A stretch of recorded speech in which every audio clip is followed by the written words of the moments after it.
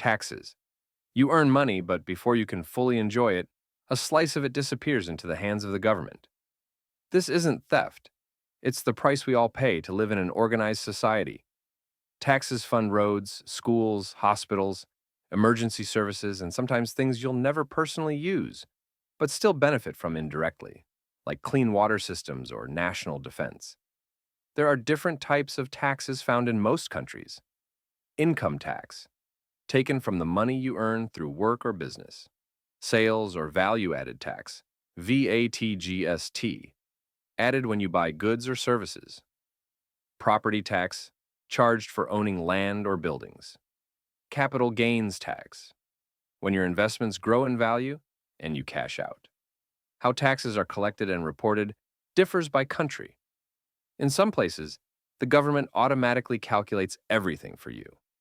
In others, you must declare your income and figure it out yourself, and risk penalties if you get it wrong. Are taxes frustrating? Definitely. But without them, society would have potholes the size of swimming pools, no functioning schools, and probably no safe way to eat out without worrying about food poisoning. Taxes aren't just about losing money. They're about pooling resources so life, in general, works better for everyone. Banks. You walk into a bank, hand over your money, and think it's sitting in a vault. Nope, it's already gone. Banks aren't giant safes, they're middlemen. When you deposit $1,000, the bank might keep $100 and lend $900 to someone who wants a jet ski. This is called fractional reserve banking. They only keep a fraction of deposits because not everyone withdraws at once.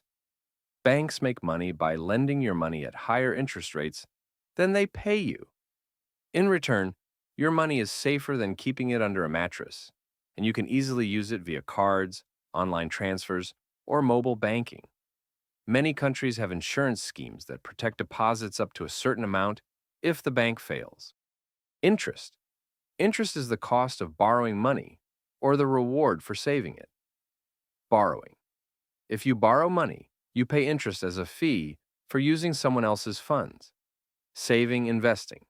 If you lend money or deposit it in an interest-bearing account, you earn interest as a reward for patience. There are two main types. Simple interest, a fixed percentage of the principal.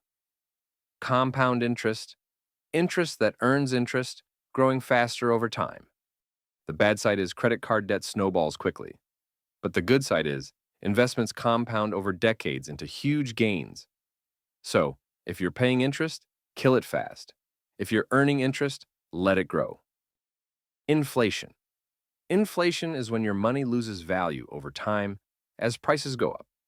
For example, $10 a year ago might have bought you a liter of milk. Now, that same $10 might only get you 750 milliliters. You have to pay more for the same thing. Why does this happen? A few reasons. There's too much money floating around compared to the stuff people want to buy. Supply chain problems make things more expensive to produce. Sometimes it's just psychology. If people think prices will rise, they spend more now, which pushes prices up even faster. A little inflation, like around 2% a year, is normal. But if it spikes, your savings lose value, and wages often lag behind. To cool things down, governments or central banks may raise interest rates, making loans more expensive so people spend less, and the economy slows a bit. Recessions. A recession is when the economy shrinks for 6 months or more. Jobs vanish, companies cut costs, and people only buy necessities. The causes? High interest rates, global crises, war, pandemics, or just the natural boom-bust cycle. Recessions are painful, but they are also part of the economic reset.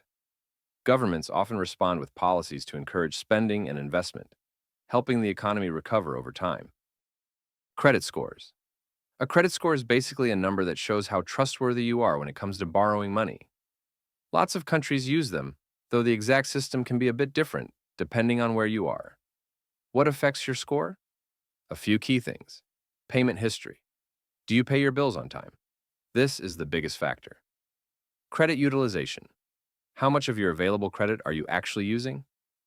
Length of credit history. The longer you've had accounts, the more reliable you look. Credit mix, having different types of credit like loans, credit cards, or a mortgage, can help. Recent credit applications. Too many new accounts at once can lower your score. Having a good credit score doesn't mean you're rich. It just means lenders trust you to pay back money, which makes it easier to get loans, mortgages, or even better interest rates. Investing. Investing is getting your money to work for you instead of just sitting around doing nothing. There are a few common ways people invest all over the world. Stocks, owning a small piece of a company. Bonds, lending money to a government or company and earning interest. Funds, a mix of stocks and bonds, so you don't have to pick each one yourself. Real estate, buying property to rent out or sell for a profit. Investing does come with some risk, but it's also one of the best ways to fight inflation and grow your wealth.